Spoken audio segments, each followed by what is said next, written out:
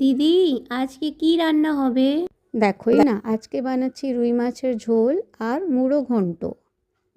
মাছটা ধুয়ে ওটাতে হলুদ লবণ মাখিয়ে হালকা হালকা ভেজে নিব।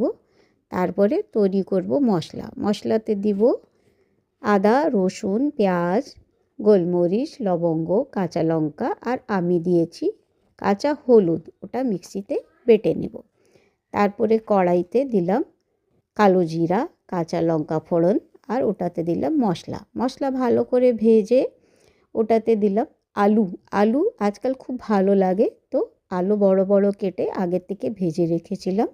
মশলা ভাজা হয়ে গেছে, এখন এটাতে দিব আলু দিয়ে একটু ভেজে তারপরে মশলা হয়ে গেলে দেব এটাতে জল, গরম জল আর ঝোলের জন্যে, আর এটাতে ঢেলে দিব মাছ।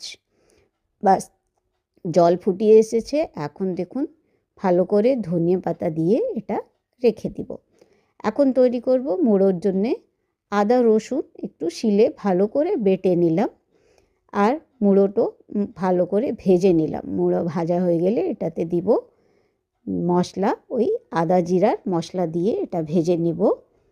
আর তারপরে ওই যে দিলাম মশলা, তারপরে দিলাম একটু চাল ধুয়ে রেখেছিলাম। চাল দিলে মুড়ো ঘন্টা খুবই ভালো লাগে। আর এটা নেড়ে চেড়ে তারপরে দিলাম একটু বাঁধাকপি দিয়ে একটু নরম হয়ে যাবে।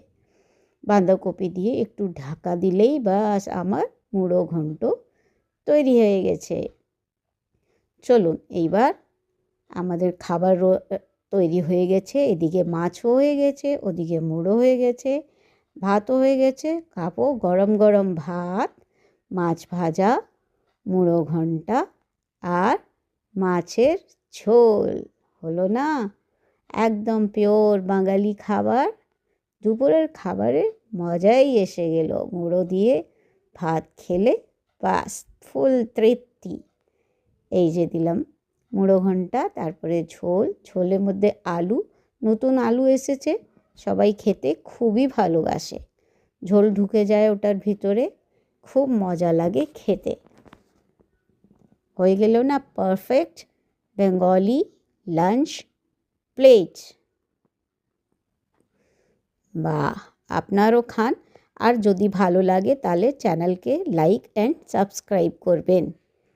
আর বলবেন কেমন লাগলো আমার রান্নাটা।